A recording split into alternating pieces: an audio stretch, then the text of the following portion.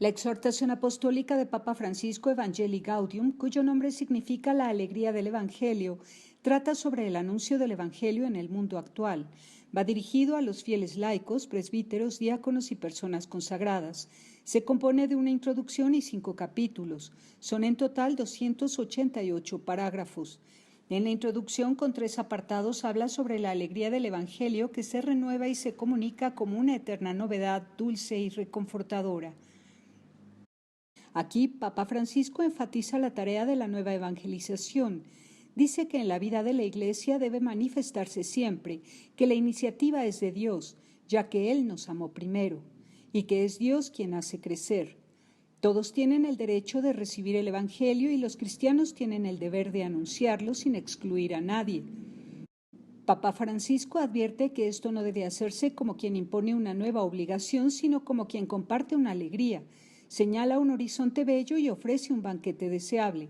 Al final de la introducción, Papa Francisco explica que Evangelii Gaudium ayudará a perfilar un determinado estilo evangelizador con una saludable descentralización para discernir las problemáticas que se plantean en los territorios de todo el mundo donde los episcopados hacen presencia. El primer capítulo habla de la transformación misionera de la Iglesia. Se refiere a una Iglesia en salida capaz de primerear, involucrarse, acompañar, fructificar y festejar. Habla de una pastoral en conversión con una impostergable renovación eclesial. Habla de la misión que se encarna en los límites humanos desde el corazón del Evangelio como una madre de corazón abierto. Los evangelizadores, dice, tienen así olor a oveja y éstas escuchan su voz. La parroquia no es una estructura caduca, dice Papa Francisco. Tiene una gran plasticidad y puede tomar muchas formas muy diversas que requieren la docilidad y creatividad misionera. Papa Francisco recuerda que las obras de amor al prójimo son la manifestación externa más perfecta de la gracia interior del Espíritu.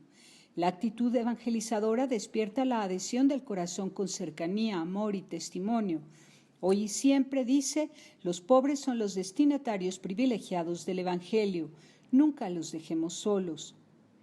En el capítulo 2 de la alegría del Evangelio, titulado En la crisis del compromiso comunitario, Papa Francisco expone algunos desafíos del mundo actual.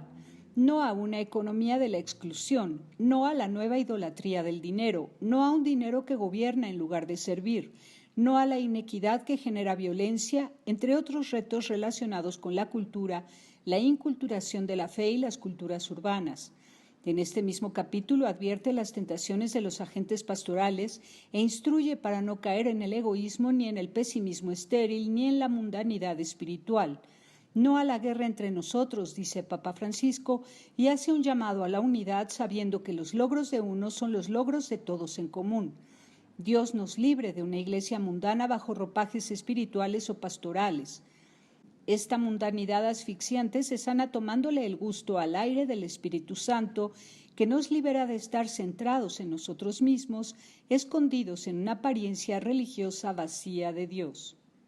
Entre otros desafíos eclesiales, habla del valor femenino necesario para la toma de decisiones importantes en los diversos ámbitos de la Iglesia y del necesario protagonismo de los jóvenes en las iniciativas misioneras. En el capítulo 3 de Evangelii Gaudium, Papa Francisco se centra en el anuncio del Evangelio, pone énfasis en que todo el pueblo de Dios anuncia el Evangelio y da a los presbíteros algunas claves para la homilía en la celebración eucarística. Aquí pide también la profundización del querigma y el acompañamiento personal que ha de ofrecerse en los procesos de madurez cristiana. El 4 capítulo de la alegría del Evangelio se refiere a la dimensión social de la evangelización, la inclusión de los pobres, el bien común, la paz social, el diálogo entre fe, razón y ciencia, el diálogo ecuménico, el diálogo entre religiones y la libertad religiosa.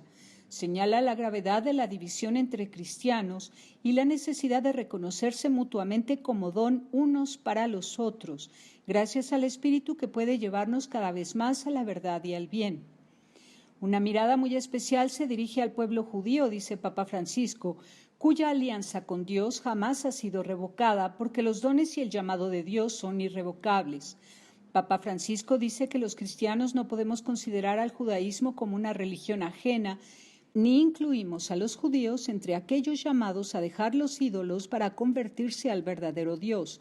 Creemos junto con ellos, enfatiza Papa Francisco, en el único Dios que actúa en la historia y acogemos con ellos la común palabra reveladora. Dios sigue obrando en el pueblo de la antigua alianza y provoca tesoros de sabiduría que brotan de su encuentro con la palabra divina. Por eso la Iglesia también se enriquece cuando recoge los valores del judaísmo.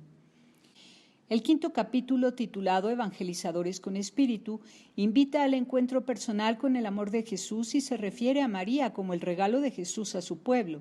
Destaca la vida de Jesús, su forma de tratar a los pobres, sus gestos, su coherencia, su generosidad cotidiana y sencilla, así como, finalmente, su entrega total.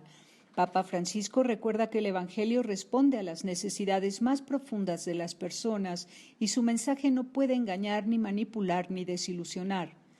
El amor a la gente, dice, es una fuerza espiritual que facilita el encuentro pleno con Dios hasta el punto de que quien no ama al hermano camina en tinieblas.